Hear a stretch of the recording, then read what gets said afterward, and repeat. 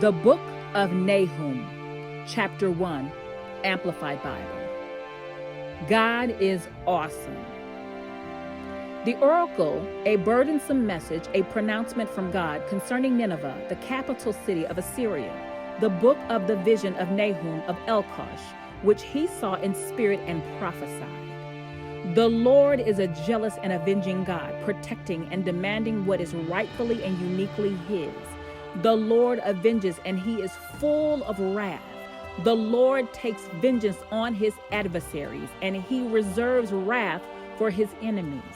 The Lord is slow to anger and great in power, and he will by no means leave the guilty unpunished. The Lord has his way in the whirlwind and in the storm, and the clouds are the dust beneath his feet. He rebukes the sea and dries it up. He dries up all the rivers, illustrating his judgment. Bashan on the east and Mount Carmel on the west wither, and in the north the blossoms of Lebanon fade. The mountains quake before him, and the hills melt away. Indeed, the earth is shaken by his presence. Yes, the world and all that dwell in it. Who can stand before his indignation, his great wrath? And who can stand up and endure the fierceness of his anger? His wrath is poured out like fire, and the rocks are destroyed by him.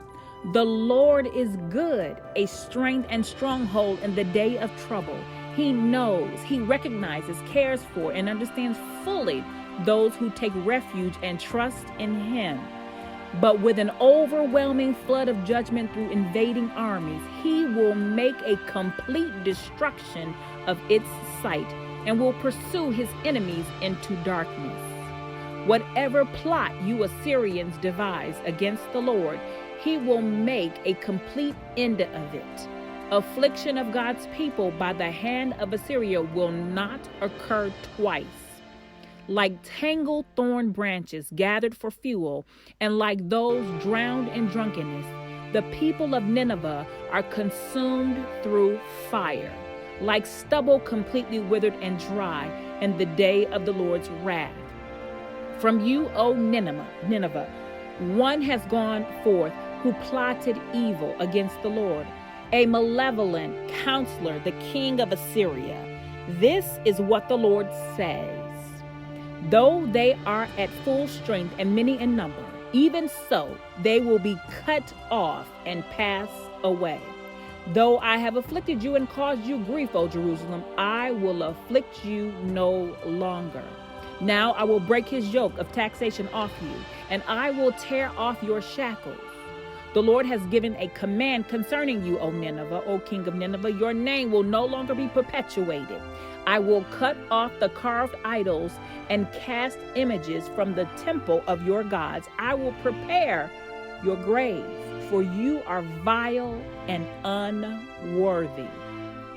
Behold, on the mountains the feet of him who brings good news, telling of the Assyria's destruction, who announces peace and prosperity. Celebrate your feasts, O Judah.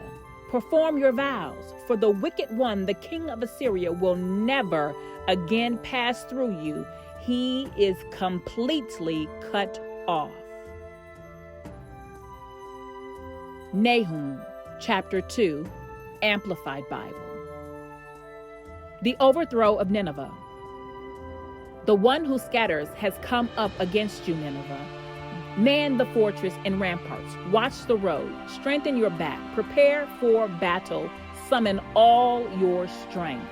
For the Lord will restore the splendor and majesty of Jacob, like the splendor of ancient and united Israel, even though destroyers have destroyed them and ruined their vine branches. The shields of his soldiers of Media and Babylon are colored red.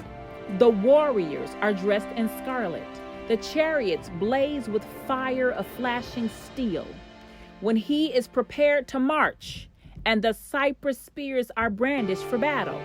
The chariots race madly in the streets. They rush wildly in the broad plazas. Their appearance is like torches. They rush in various directions like forked lightning. He remembers and summons his nobles. They stumble in their march, terrified because of the attack. They hurry to the city wall, and the mantelet is prepared and firmly set up. The gates of the rivers surrounding Nineveh are open, and the palace of sun-dried brick is dissolved by the torrents. It is decreed Nineveh is stripped, and she is carried away. And her handmaids are groaning, moaning like the sound of doves, beating on their breasts in sorrow. Through Nineveh was like a pool of water throughout her days. Now her inhabitants are fleeing. Stop, stop, a few cry, but no one turns back. Plunder the silver, plunder the gold, for there is no end to the treasure. Wealth from every precious object. She is empty, she is desolate and waste, hearts melting in fear and knees knocking, anguish in the whole body, and the faces of all grow pale.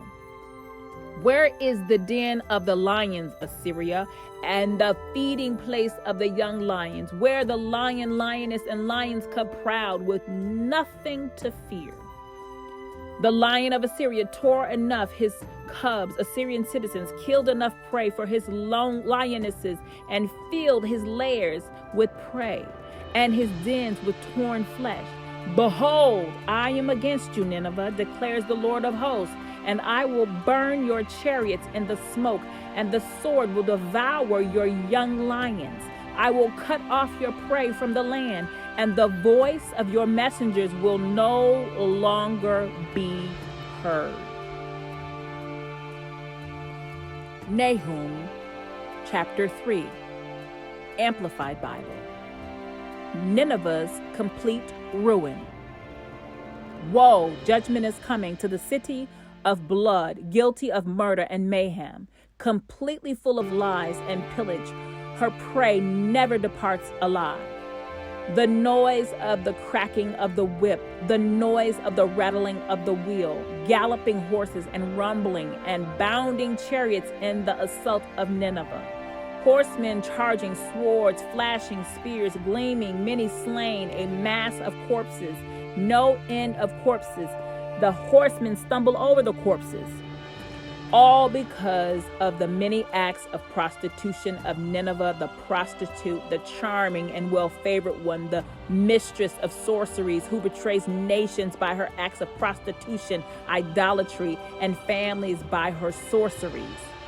Behold, I am against you, declares the Lord of hosts, and I will lift up your skirts over your face, and I will let the nations look at your nakedness, O Nineveh, and the kingdoms of your disgrace. I will throw filth on you and make you vile and treat you with contempt and set you up as a spectacle. And it will come about that all who see you will shrink back and run from you and say, Nineveh is completely ruined. Who will grieve her? Where will I seek comforters for you? Are you better than Thebes, which was situated by the waters of the Nile, with water surrounding her, whose defense was the sea, the Nile, whose wall consisted of the sea? Ethiopia was her strength, and Egypt too, without limits. Put and Luban were among her helpers. Yet she became an exile. She went into captivity. Her young children were dashed to pieces. At the head of every street, they cast lots for her honorable men, and all her great men were bound with chains. You too, Nineveh, will become drunk with the cup of God's wrath. You will be hidden. You too, Nineveh, will search in vain for a refuge from the enemy. All your fortresses are nothing but fig trees and ripe figs. When shaken, they fall into the mouth of the eater. Behold, your people are as weak and helpless as women in your midst. The gates of your land are open wide to your enemies. Fire consumes the bars across your gates. Draw water for a long continued siege. Strengthen your fortresses. Go down to the clay pits. Trample the mortar. Prepare the brick kiln to burn bricks for the rampart. But there, in the very midst of these preparations, the fire will devour you. The sword will cut you down. It will devour you as the locust does. Multiply yourself like the creeping locust. Multiply yourself like the swarming locust. You have increased your traders more than the visible stars of heaven. The creeping locust strips and destroys and then flies away. Your guardsmen are like the swarming locusts. Your marshals are like the hordes of grasshoppers, settling in the stone walls on a cold day. When the sun rises, they fly away, and no one knows the place where they are. Your shepherds are asleep.